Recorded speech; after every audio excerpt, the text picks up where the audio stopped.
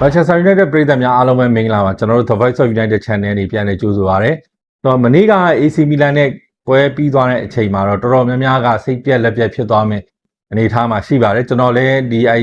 စိတ်ပြက်လက်ပြက်ဖြစ်သွားတဲ့အချိန်မှာပါပါတယ်။ဆိုတော့ဒါပေမဲ့ကျွန်တော်တို့တွေးရမှာကဒါကဓာဒီအကျိုးခြေဆမ်းပွဲဖြစ်တယ်ပေါ့နော်။ဓာဒီကျိုးခြေဆမ်းပွဲဖြစ်တယ်ဆိုရင်လည်းရှုံးသွားတဲ့အရှုံးမှာတော့ဒီမြဝါထင်ထင်တွေးလိုက်ရတဲ့အချက်ကြီးပေါ်ပေါက်လာတယ်ပေါ့။ဆိုတော့ဒီအချက်ကြီးတွေက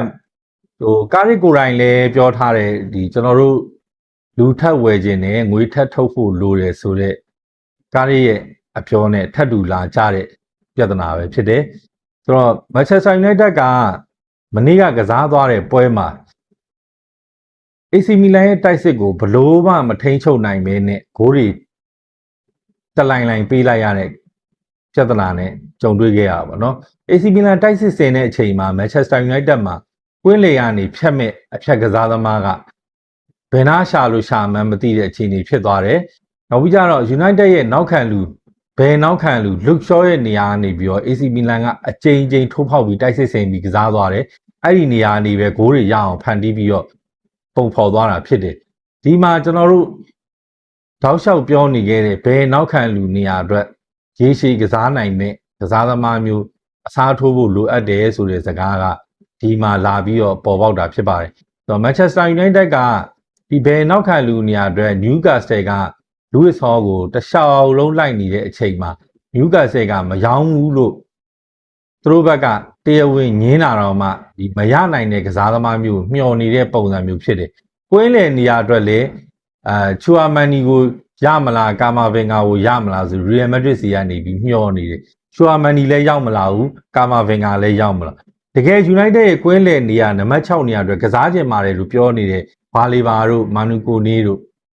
ဆိုတော့ဒီကစားသမားနှစ်ယောက်ကိုကြားရတယ် United ကစိတ်ဝင်စားတယ်ဆိုတော့သူတို့ရဲ့ကစားသမားအဝယ်စင်းမှာပဲရှိတယ်အသင်းတွေကိုတရားဝင်ကမ်းလှမ်းတာမျိုးမရှိဘူးဆိုတော့ဒီ Telemans နဲ့ Andy Santos နှစ်ယောက်ကိုဝယ်ပြီးတဲ့အချိန်မှာ United ကဘောလုံးသမားအဝယ်ရောင်းဝယ်ကိစ္စတွေမှာလုံးဝကိုရက်ဆိုင်သွားတဲ့ပုံစံမျိုးဖြစ်သွားတယ်သူတို့ကဒီပရိသတ်တွေကိုတော့ဒီဘောလုံးသမားမဝယ်တော့ဘူးဒီဟာစီကတော့လို့အပိသက်ထုတ်မပြောပေမဲ့ပရိသတ်စိတ်ကျေနပ်မှုရှိအောင်လို့စိတ်မဆိုးအောင်လို့ဟိုလူဝယ်မှာလူဒီလူဝယ်မှာလူလွဲသူကကစားသမားတွေကိုစိတ်ဝင်စားတဲ့အရေးအယောင်တွေတော့ပြနေတဲ့အနေအထားမှာရှိတယ်ဆိုတော့ United ကိုကျွန်တော်တို့ဒီမြန်မာပရိသတ်တွေမဟုတ်တကဘာလုံးမှာရှိတဲ့ပရိသတ်တွေကိုယ်တိုင်ကတော်တော်လေးကိုဒီနှစ်ဘောလုံးပြောင်းရွှေ့ရသည်မှာအားမလို့အားမရဖြစ်ကြတာပေါ့နော်အခုတန်းတက်လာတဲ့ Ipswich Town တို့ဘာလို့တော့မှ Manchester United ထက်ပို့ပြီးတော့ဒီငွေသုံးနေတယ်ဆိုတော့ BBC ကဖော်ပြထားတာမျိုးတွေလည်းရှိတယ်။ဒါကအခုကျွန်တော်ပြောနေတာကနိုင်ငံတကာသတင်းတွေမှာတက်နေတဲ့ချက်လက်တွေကိုကျွန်တော်ပြန်ပြီးပြောပြနေတာเนาะ။ဆိုတော့ကျွန်တော်ထင်မြင်ယူဆချက်နဲ့မဟုတ်ဘူး United နဲ့ပတ်သက်တဲ့သတင်းတွေမှာဖတ်ထားတဲ့ဟာတွေအကုန်လုံးကျွန်တော်ပြန်ပြောပြတာဖြစ်တယ်။ကားရီကိုတိုင်းကလည်း BBC နဲ့အင်တာဗျူးမှာလူဝဲချင်းပါတယ်ပတ်စံထပ်ထုတ်ပေးပါတော့လို့ပြောနေတဲ့ဟာကကားရီကိုတိုင်းကဘုတ်ဖွဲ့ရဲ့လှုပ်ဆောင်ချက်တွေကိုအားမလို့အားမရဖြစ်နေတဲ့အနေအထားမှာရှိနေတာကိုတွေ့နေရတော့မနေ့ကတော့ AC Milan နဲ့ကစားတဲ့ပွဲမှာလုံးဝကိုကွက်ကွင်းကြီးဖြစ်သွားတာကကွင်းလည်းအဖြတ်မရှိဘူးဘယ်နောက်ခံလူနေရာလူရှောနေရာမှာဘောလုံးထိုးပေါက်ခံရတယ်လူရှောကာဗာမလုံနိုင်ဘူးပေါ့နော်တကယ်ကြ Manchester United မနေ့ကရသွားတဲ့2ဂိုးမှာလည်းကျွန်တော်တို့ပြန်ကြည့်ရင်ကော်နာနေပြီး Harry Maguire ပွဲဆက်စားခြင်း2မိနစ်မှာခေါင်းတိုက်သွင်းတဲ့သွင်းဂိုးနဲ့ဒုတိယပိုင်းမှာဒီဒေါဂူရှူရဲ့အလုံးကလေ AC Milan နောက်တန်းဘောလုံးအပေးမှားတဲ့ဟာကနေပြီးတော့ဖြတ်ယူပြီးတော့ဂိုးသွင်းသွားတာပဲဖြစ်တယ်။ play စဉ်ကနေပြီးတော့ဘောလုံးကစားကွက်ဖော်ပြီးတော့ဂိုးသွင်းသွားတဲ့အလုံးကတစ်လုံးမှမရှိဘူး။ AC Milan ရဲ့၄လုံးလုံးကအဲ့လိုမျိုးသွားတာ။ AC Milan ၄လုံးလုံးကစားကွက်ကနေပြီးတော့တည်ပြီးတော့ဂိုးသွင်းသွားတဲ့ပုံစံဖြစ်တယ်။ Amorim က3 back နဲ့ပဲထုံးစံနိုင်ကစားတယ်။ Manchester United ကအဲ့3 back ခံစစ်ကိုဘလို့မှမရှင်းနိုင်ဘူးဘလို့မှမထိုးဖောက်နိုင်ဘောလုံးဘလို့မှမလုံနိုင်ဆိုတော့ပြောစရာရှိတာက Bruno Fernandes က penalty လွဲသွားတယ်ပေါ့နော် Bruno Fernandes ဆိုတာလေ penalty ဆရာကြီးကမနေ့ကပွဲအပါအဝင်လိနဲ့ပွဲရောမနေ့ကပွဲမှာရော penalty နှစ်ချိန်ဆက်တိုက်လွဲသွားတယ်ကစားသမားဖြစ်တယ်ဒါပေမဲ့လောလောဆယ်ဒါကကျွန်တော်တို့ဘာမှစိုးရင်စရာအကြောင်းမရှိပါဘူးခြေစမ်းပွဲဖြစ်တယ် penalty လွဲသွားလဲလွဲတယ်ပေါ့ဒါပေမဲ့ရေရှည်အတွက်ကြည့်ရမှာကဒီကွင်းလေပြဿနာကြီးကဘလို့ဖြည့်ရှင်းမှာလဲနောက်တိုင်းပဲဆိုလို့နေရာဘလို့ဖြည့်ရှင်းမှာဘောလုံးရသည်စားဖို့တပတ်ပဲလူတော့เนาะအများကြီးမလို့ဝေးမလို့တပတ်ပဲလူတော့တယ်ဒီလာမဲ့တရက်နေ့ဆိုလို့ရှိရင်အယောင်းဝယ်ဈေးကွက်ကလည်းပိတ်ပြီ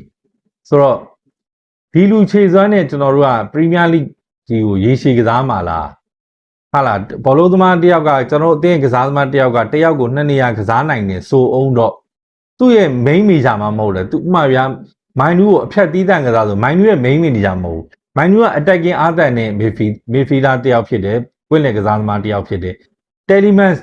တကယ်ဟို leadership ပေါ့နော်ခေါင်းဆောင်နိုင်တဲ့အရေးအသွေးရှိတယ်ဒါပေမဲ့ Telemans ကခုနပြောဆိုအဖြတ်တီးတန့်လိုက်ကစားတဲ့ကစားသမားမဟုတ်ဘူးဆိုတော့တကယ်လိုအပ်နေတာကကာဆာမီရိုလိုဥဂါတေးလိုမျိုးအဖြတ်တီးတန့်ကစားနိုင်တဲ့ကစားသမားမျိုးလိုအပ်တာဘောလုံးရဘောလုံးပါသွားရင်လိုက်ဖြတ်မယ်ဘောလုံးလူမယ်ကိုတင်းကစားပေါ်စီပြန်ပြီးမယ်ဆိုရင်ကစားသမားမျိုးလိုအပ်တာဥဂါတေးပြန်ကောင်းလာဖို့ဆိုတာလေနောက်ထပ်9လလောက်လုံးမယ်လို့ကျွန်တော်ထင်တယ်6လ9လလောက်လုံးမယ်ထင်တယ်ဥဂါတေးပြန်ကောင်းလာရင်ကောဥဂါတေးကအရင် PSV တို့ Egypt တို့မှာကစားခဲ့တဲ့ခြေစွမ်းမျိုးပြန်ရမှာလားမန်ယူပြောင်းလာပြီးတဲ့အချိန်မှာတော့ဥဂါတေးရဲ့ခြေစွမ်းကကျသွားတာအားလုံးမျက်မြင်ကိုယ်တွေ့ဖြစ်တာပေါ့နော်ဆိုဥဂါတေးကိုအသင်းကရောင်းဖို့ထီတောင်မှစီစဉ်ထားတာတကယ်တမ်းလိုအပ်နေတာကဥဂါတေးလိုမျိုး profile လိုမျိုးကာဆာမီရို profile လိုမျိုးအဖြတ်သီးသန့်ကစားနိုင်တဲ့အားမျိုးကိုလိုအပ်တာဆိုတော့အခုကအဲ့လိုကစားသမားမျိုးတွေမဝယ်ဘဲနဲ့ဟိုအသက်16နှစ်အောက်ကစားသမားတွေလိုက်ဝယ်ပြီးရေရှည် plan အတွက်စီစဉ်ဒါကကျွန်တော်မကောင်းဘူးလို့ပြောတာမဟုတ်ဘူးရေရှည် plan အတွက်လူငယ်ကစားသမားတွေစုထားတာကိုသဘောကျတယ်သို့ပေမဲ့လက်တွေ့ဖြတ်တန်းရမယ်လက်တွေ့ကစားရတော့မယ်ဒီ Premier League တို့ Champion League တို့ပွဲစဉ်တွေအတွက်လိုအပ်နေတဲ့လူအင်အားကိုတော့ချက်ချင်းဖြည့်မှကျွန်တော်တို့ကရမှာဟိုရေရှည် plan နဲ့ကစားသမားကိုဒီနေရာမှာချက်ချင်းလာပြီးတော့သုံးလို့လည်းမရအောင်အတွေ့အကြုံရှိတဲ့ Premier League အတွေ့အကြုံရှိတဲ့ပွဲကြီးတွေကန်ဘူးတဲ့ဟာလားအဲ့လိုကစားသမားမျိုးကိုရှာမှာရှင်းနေရတဲ့နဲ့ဒီကစားသမားတွေကိုမျက်စိမိတ်ပြီးမသိကြအောင်စောင်းတယ်ဟိုကိုလိုချင်တဲ့ကစားသမားကြတော့လေဈေးလိုက်မပေးဘူးဈေးများတယ်ဆိုတော့ policy ကင်ထားတယ်Sergeant Ratcliffe တို့ရဲ့ဒီ Ineos က budget ပဲချုပ်နာလို့ကွင်းသစ်စီမံကိန်းကြီးကြောင့်ပဲလို့ငွေထုတ်တော့မှာမတန်မှုထင်တာလို့အရင်တော့မှားခဲ့တဲ့အမှားမျိုးတွေထပ်မဖြစ်ချင်တာလို့ဒီလိုအကြောင်းပြချက်ပေါင်းများစွာနဲ့ဒီယာဒီမှာနောက်ထပ်လူမဝယ်ဘူးဆိုရင်တော့ပုံပွင့်လင်းပြောရင်လာမယ့်ယာဒီမှာရုံးကန်ရဖို့ပဲအနေထားရှိရမနစ်ကလိုပြန်ဖြစ်သွားမှာမာကယ်ကားရက်ကသူ့ရဲ့ဂရီကိုသူတီးတယ်သူချန်ပီယံလိဝင်ခွင့်ရအောင်လုပ်ပေးမယ်လို့ပြောပြီးတော့ဒီအသင်းစောက်ထိုးကျနေတဲ့အသင်းကိုဆွတ်တင်ပြီးတော့နံပါတ်3နေရာမှာဂျာဒီသိမ်းပြီးတော့ချန်ပီယံလိဝင်ခွင့်တနေရာကိုအပိုင်နိုင်သူယူခဲ့တယ်ကားရက်ကသူ့ဘက်ကတာဝန်ကြည့်တယ်Ineos ကအရင်နီးပြတွေလက်ထက်မှာတော့ကစားသမားဝယ်ဖို့တောင်းဆိုသလိုဝယ်ပေးခဲ့တာမျိုးအခုကားရက်လက်ထက်မှာဖြည့်ဆည်းပေးဖို့နှောင့်နှေးနေတာကြီးကတော့ဒါလုံးဝအတိတ်ပဲမရှိဒီလိုမျိုးသွားမယ်ဆိုလို့ရှိရင်တော့လုံးဝမဖြစ်နိုင်ဘူးမနေ့ကကျွန်တော်တို့ AC Milan နဲ့ပွဲကိုကြည့်လိုက်တဲ့ပရိသတ်တော်တော်များလဲဒါကော့ကွင်မြင်ရမှာပဲလေဘယ်တော့ခံလူနေရာနေထိုးဖောက်နေတဲ့ဟာလားထွက်လာတဲ့ဘောလုံးတွေကလူရှော့နေရာနေထွက်လာတဲ့ဘောလုံးတွေကအများကြီးပဲ AC Milan တိုက်စစ်စင်တဲ့အချိန်မှာ United ဘယ်လောက်ထိဖေယိုဖြစ်သွားလဲ AC Milan ရဲ့တိုက်စစ်ကိုမဖြတ်နိုင်ဘူးမဟန်တားနိုင်ဘူး AC Milan ရဲ့တိုက်စစ်ကိုဟန်တားနိုင်တဲ့ကစားသမားကျွန်တော်တို့စီမှာမရှိဘူးဆိုတော့ Premier League တာပြန်ဆရင်ဒီဘက်ကျွန်တော်တို့ Arsenal တို့ Chelsea တို့ Man City တို့ Spurs တို့ခုလူတအားဖြည့်ထားတယ် Liverpool ဒီကြီး6ကြီးတွေမှာကျန်တဲ့5ကြီးပေါ့နော်အဲ့အသင်းတွေမှာလူတွေတအားဖြည့်နေဆိုတော့ဒီအသင်းတွေရဲ့တိုက်စစ်ကိုကျွန်တော်တို့ဘလို့ရင်ဆိုင်ရမှာတော့ဘလို့ကြော်ဖြတ်ကြမှာဒီလိုပဲအသင်းသေးတွေကပိတ်ကစားပြီးတော့တံမြန်တိုက်စစ်တွေနဲ့ပြန်ကစားတဲ့အချိန်မှာဘလို့ရင်ဆိုင်ကြမှာတော့ကွင်းလေအဖြတ်ကစားသမားမရှိဘူးဘောလုံးကင်ထားနိုင်တဲ့ကစားသမားမရှိဘူးတန်ဖိုးအတိုးအလျှော့အတင်ချလုပ်ပေးနိုင်တဲ့ကစားသမားမရှိဘူးဆိုတော့ဒီလိုမျိုးကစားသမားမျိုးလိုအပ်နေတာမဝယ်ဘဲနဲ့တွေ့ဝေနေတာလားသွေးကြောင်နေတာလားဈေးမတုံးနေတာလားပတ်စံမထုတ်ချင်တာလားဘာဒီမှန်းကိုမသိတော့တဲ့အခြေအနေမှာတော့တကယ်တမ်းကပြောရတော့ Ineos ရဲ့လုပ်ရဟာတကယ်စိတ်ပြတ်ဖို့ကောင်းသွားပြီဆိုတော့ခြေစမ်းပွဲပဲဗျာအနိုင်ရှုံးတော့ပြဿနာမရှိမှမှာခြေစမ်းပွဲအနိုင်ရှုံးတော့ပြဿနာမရှိဒါပေမဲ့ရေရှည်ကြည့်ရမယ့်နေရာတွေမှာတော့အရေးကြီးလာတယ်ရှိတဲ့အထဲမှာမေဆင်မောင်းပါထပ်ပြီးနာသွားတယ်မေဆင်မောင်းဒီနေရာမှာကစားနေတာအဆင်ပြေနေတယ်ဆိုပြီးတော့ချီးကျူးနေကြပြီးတော့တကယ်တမ်းကျရင်ဟိုမေဆင်မောင်းကိုအဲ့နေရာထားပြီးကစားပြီးခြေစွမ်းပြခိုင်းတာစင်သေးကိုစိတ်တည်ရည်နဲ့ဖုံးနေဆိုတဲ့စကားလိုပဲအခုတော့ဘူးပေါ်သူပေါ်သွားတယ်မေဆင်မောင်းလည်းဒဏ်ရာရသွားတယ်ရေရှည်မှာမကစားနိုင်ဘူး